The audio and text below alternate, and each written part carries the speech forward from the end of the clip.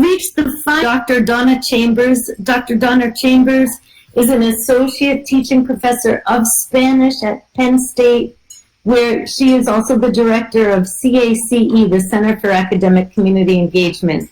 Although she holds a PhD from Georgetown University, specializing in 17th century Spanish women's literature, many of the language, literature, and culture courses she teaches are service learning courses that focus on Latinos in the United States. Dr. Chambers is deeply involved with the reading Latino community in educational, civic, and cultural matters. As a past president of the Latin American Cultural Center, she is instrumental in organizing annual county-wide cultural events such as Breaking Barriers, Building Bridges, and LACC's Spanish Poetry Writing Contest.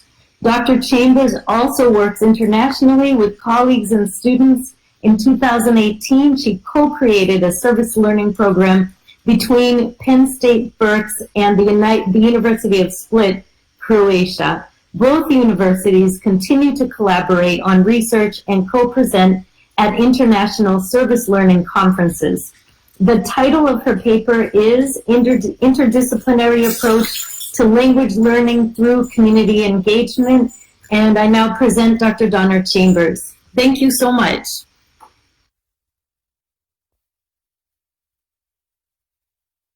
Dr. Chambers, we can't hear you because you're on mute. Thank you so much. You're welcome. So good morning, everyone, or good afternoon, or maybe even good evening, depending on what time zone you're joining us from. You all just heard that I'm Dr. Donna Chambers, and I'm going to talk to you today about something that I consider very innovative in language teaching, and that is using an interdisciplinary approach to language learning through community engagement. So since we only have 15 minutes, I kind of prepared like a little script because this is one of my passions, and I could speak 15 hours on this, so let's go through the slides and see what I brought for you today. So what I'm going to highlight today on 3 of our Penn State Berks community-based Spanish language projects. I'm going to discuss the relevance of the content to those projects and class content. And finally, I'm going to showcase how the conversion of those projects to virtual opportunities came about when we were suddenly faced with the COVID-19 pandemic. Next slide, please. Or am I able to, there we go. Okay, so I just said that was good. I can move them, no problem. Okay, thank you, that'll be easier. Okay, so next slide then. So the first program I want to talk to you about today, we should be on slide number 3. Great. So this is the Migrant Education After School program. This is an interdisciplinary program that involves Spanish language students as well as students studying civic engagement, social justice, and education.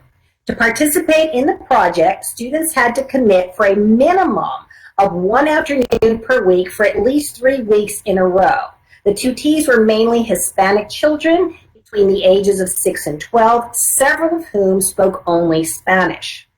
Our students assisted the children with general assignments such as math, reading, writing, and language arts. After about an hour of formal lessons, the students played games with the children and taught them arts and crafts. So there was a great interaction of both academic and social. Although students were asked to commit for a minimum of 3 weeks, several of them remained for the entire 15 weeks of the semester. Those who stopped after 3 weeks cited conflicts with their jobs or participation on a sports team. But those that stayed the entire semester indicated that they had created such a strong bond with the children that they did not want to disappoint them by leaving before the semester had ended. For students in the Spanish classes, tutoring the children became an exciting extension of the classroom. They applied the vocabulary and grammar learned in the class to real-life setting. And more importantly, they spoke Spanish in real time with real people. They also instructed the children in Spanish by using the imperative or the command form of the language they had learned in class. Spanish language students received relevant writing practice from this experience by submitting a reflection composition after each 3rd week rotation. Although the compositions were proportionate to the students' level of language study, they did provide a measure to observe their progress in the language. Out of approximately 50 participants surveyed for the past 5 years, 48% reported that they were very satisfied with how the program increased their comfort level in Spanish speaking, that the experience helped them understand and empathize with migrant children, and that they would be willing to repeat the experience in the future, even if it were post-graduation. And to me, that's the most rewarding one because their desire to continue went beyond just receiving a grade for the class. Okay, next slide, please. The next program I'm going to talk to you about is called Breaking Barriers, Building Bridges 2, because actually we're in our second year of the program. It is a collaborative project between Penn State Berks, the Reading School District, and Latino artists from the Reading community that utilizes the arts and humanities to explore themes of discrimination, cultural poverty, health, and community reentry. It is a semester-long project that culminates in an evening of celebration of multicultural dance performances, live music, spoken word, child creative art, and live portrait painting. It's quite an endeavor, but we did it and we're doing it again. Finding common ground in the arts, humanities, and social sciences, participants strive to break through barriers of stereotypes and misunderstandings, and to strengthen relationships built on trust, communication, and interaction, something that didn't exist much before the project began. This project increases cross-disciplinary teaching. Select English, Spanish, history, criminal justice, civic engagement, African American studies, and rehabilitation and human services classes all participate in the project. There is opportunity for every level of the language learner to participate. This project provides a total immersion experience, not only for the application of the target language, but also in the relevant engagement with the Latino community. Whether serving as a bilingual ambassador the night of the event, or greeting the spectators, or maybe distributing the program booklets, participating in rehearsals, running the art competition, translating the program booklet, painting with the children, or performing bilingual spoken word numbers, language students are continuously deploying the 4 basic skills of language learning: oral, reading, and writing. Students interact with Latinos in every segment of this project. The dance performers, spoken word artists, the poets, musicians, and painters stem from over a dozen different Latin American countries. Approximately 80% of Penn State Berks students participated in this program. Reflection papers inform us that for 100% of the participants, the project created a positive attitude change in the way they viewed Latinos and formed a better understanding of the Spanish language and culture. 50% of the participants found the engagement to be life-altering, and 100% of the participants indicated that they would be happy to participate in the program again. So we have this repeated want to continue with our programs. Next slide, please. This is our Antilitter Campaign, and this is another interdisciplinary service learning project that we do here at Penn State to help clean up and maintain Bear Park and its border, a 1-mile portion of the Schuylkill River Trail. Both sites are in the city of Reading and are commonly frequented by neighborhood families. To provide effects lasting well beyond a 1-day cleanup, the project evolved into an anti-litter campaign, developing several sustainable activities: a designated park and trail cleanup day twice a year, a spring nature festival, and a fall educational fun day fair at the Olivet Boys and Girls Club, located adjacent to the park and trail. Why would this be important? Because everybody that lives in this area is Latino, so that's why it has relevance to the community. Students in English classes developed a schedule of neighborhood meetings to discuss and promote the campaign with the communication arts and sciences students providing the publicity. The environmental sciences students informed residents and participants on the proper ways of recycling. The biology students extracted water samples from the river and informed the trail walkers about the birds and fish that live along the trail. As mentioned before, since the residents of the area are primarily Spanish-speaking, it was essential that intermediate and advanced Spanish students be present at all the events to provide translation and interpretation. Very important to go both ways. The Spanish students also translated the cleanup and festival flyers into Spanish, and they served as language ambassadors to Spanish-speaking families who assisted the Spring Nature Festival. The project was well suited for the content taught in Spanish intermediate level because half of the readings and the classified vocabulary found in their textbook dealt with health and wellness, environmental awareness, and civic responsibility.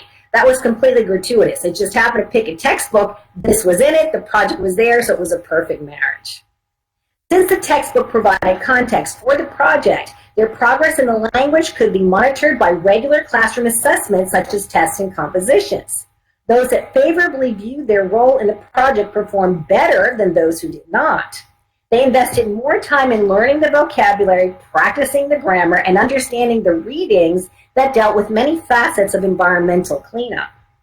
They also participated more in class by asking as well as answering questions and offering comments on reading assignments, videos, and so forth. 3 weeks into the semester, after students had had the opportunity more or less to get to know one another, the class was divided into self-selected groups of 4. These groups were responsible for working on their own Antilitter Campaign presentation they would unveil at the end of the semester at the Olivet Boys and Girls Club at the Fun Day Fair. Even though the project concerned itself mainly with the environment, students learned the reasons why people care or do not care for their environment. They learned about residents in the city of Reading and how poverty affects their concerns or their non-concerns with environmental issues. Out of 24 students surveyed in the intermediate Spanish class, more than half the students reported it was a positive experience.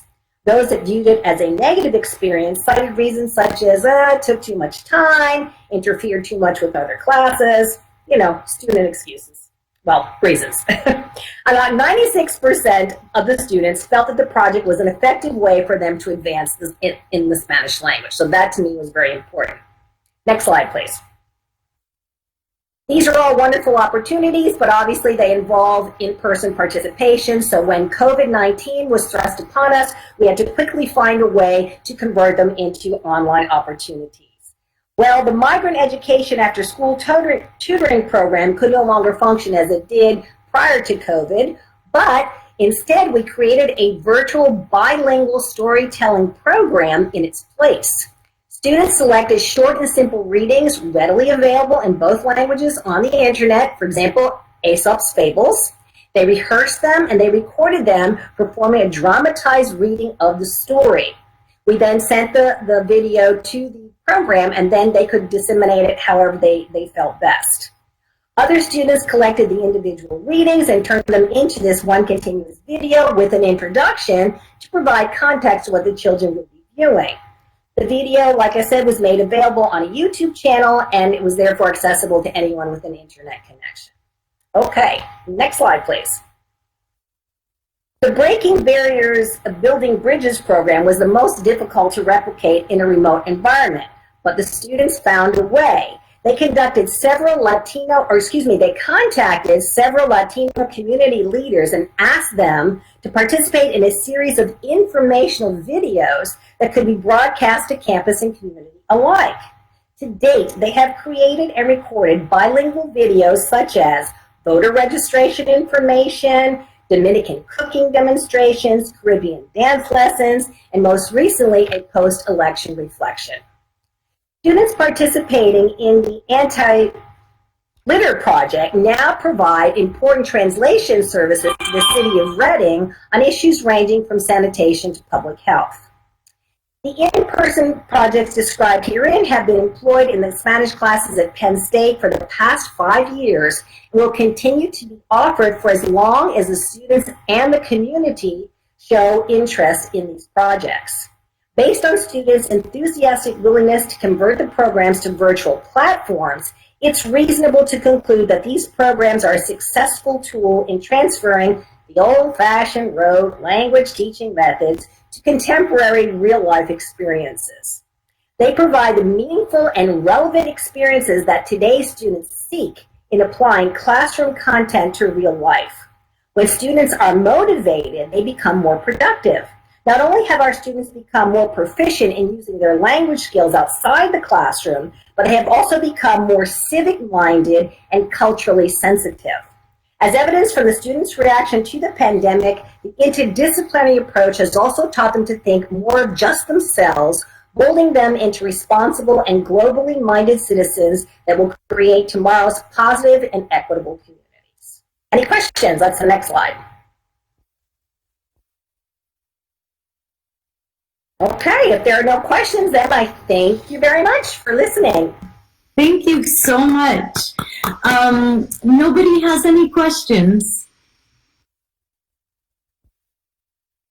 I just wanted to, if there aren't questions, I just wanted to comment on the extreme relevance of what you're doing. It's quite inspirational, and it's so important right now in the fragmented world that we have to create community in any way possible. So thank you so much for sharing your work and your passion. And I also wanted to extend a thank you to all of our panelists. You've all inspired me, and I'm sure the rest of the audience with really practical as well as inspirational tips that I think all four presentations are so applicable and so helpful during our world today when we're all online. All four presentations are something that we, offer tools that we can take with us and utilize in the online classroom. So I can't thank you all enough. I so appreciate you. And Andrea, thank you for all that you've done to make